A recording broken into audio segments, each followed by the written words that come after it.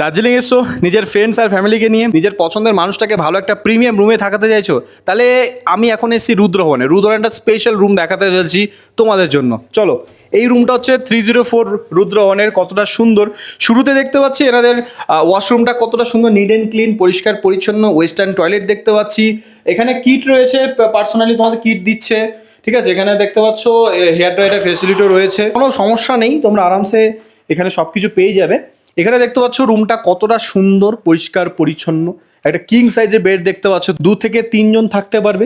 ঠিক আছে, ফ্যামিলি আসলে। আর এখানে দেখতে পাচ্ছ প্রিমিয়াম দুটো সোফা দেখতে পাচ্ছি। এখানে বসে তোমরা আরামসে সুন্দর ভ্যালি ভিউ দেখতে পারো।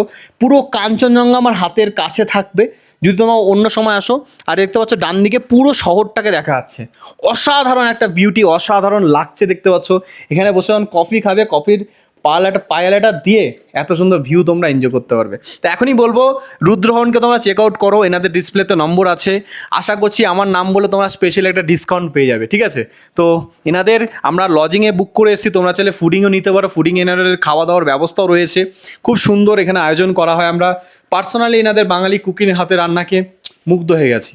দেখতে পাচ্ছ এই সুন্দর রুমের মধ্যে সব কিছু ইনক্লুডেড, ইলেকট্রিক কেটেল, এখানে কফি কিট থেকে শুরু করে মিল্ক, এখানে সুগার, সব কিছু ইনক্লুডেড। পার্সোনাল যদি সব কিছু অর্ডার করতে হয় মেনু কার্ড রয়েছে। ওকে, আর এদিকে জলের ব্যবস্থা, এখানে শু দিয়েছে। এখানে হচ্ছে দেখো এই রুমটা স্পেশালিটি কি, এনারা পার্সোনাল লকিং সিস্টেম দিয়েছে, তোমরা পার্সোনাল জিনিসগুলো রাখতে পারো। কম্বল রয়েছে ভিতরে একটা।